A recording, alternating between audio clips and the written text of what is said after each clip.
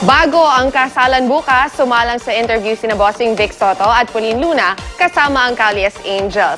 Paano nga ba nag-propose ng kasal si Bossing sa kanyang pinakamamahal na si Poleng? Alamin sa Star Bites, hatid ni Aubrey Carampel.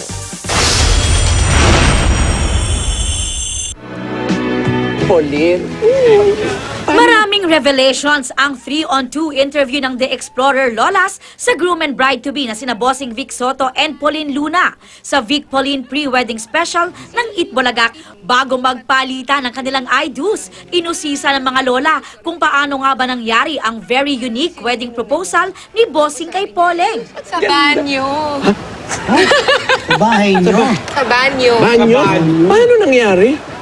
Galing siya ng Hong Kong. Oo. Tapos, may pasalubong siya sa akin na isa. Tapos yun yung inuna niya. Tapos sabi niya, i-close ko daw yung eyes ko dahil may isa pa.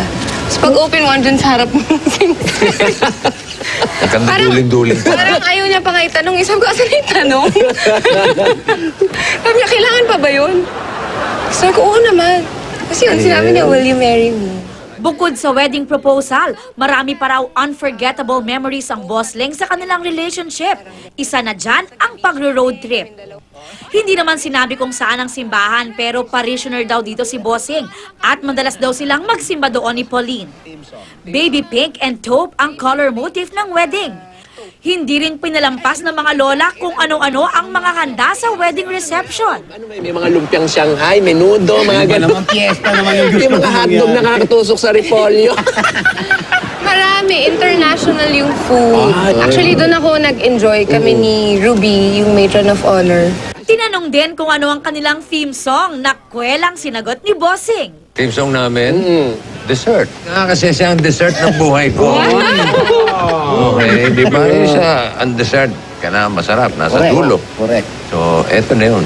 Parte naman ng kanilang entourage ang kanilang pamilya at malalapit na kaibigan. Kasama na ang ilang dabarkads.